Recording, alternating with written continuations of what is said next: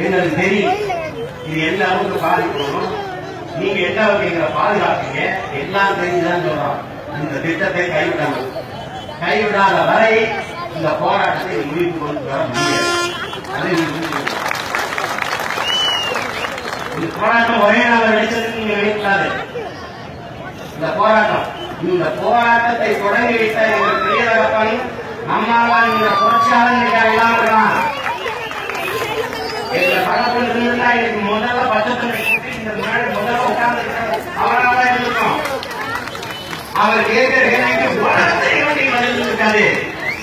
ஆனால் அவன் பத்த வைத்துவிட்ட நெருப்பில் வளர்ந்து இருக்கிற புரட்சி தீவிரமாக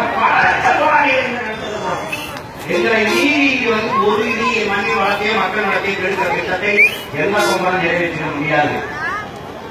மத்திய அரசுல மாநில அரசுல எந்த அரசு சேர்ந்து எடுத்தாலும் இது கூட அனுகூல திட்டத்தை போல அப்படியே காவல் நடத்தினா அப்படியே கண்டுக்காம விட்டா போராட்டம் அடிக்கடி சிறையில் போட்டா போராட்டம் முடங்கி போகும் என்ற எண்ணத்தை ஆளுகிற ஆட்சியாளர்கள் கைவிட்டு இதை நாங்கள் அன்பாக கேட்கிறோம். இங்க மூடினா அங்க தரப்போம், அங்க மூடினா அங்க தரப்போம், எங்க மூணாலும் அமெரிக்காவை தரப்போம், டெல்லியே போராடுவோம். இந்தியாவுக்கு எல்லா மாநிலங்களையும் போராட்டம் வேண்டியது உங்களால தடுக்க முடியாது. இப்படிதான் நினைச்சுங்க.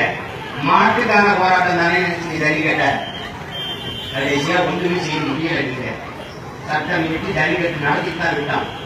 மாட்டுக்காகவே போராடி வந்த பிள்ளைகள் பிறந்த நாட்டுக்காக எவ்வளவு வலிமையாக போராடுகள்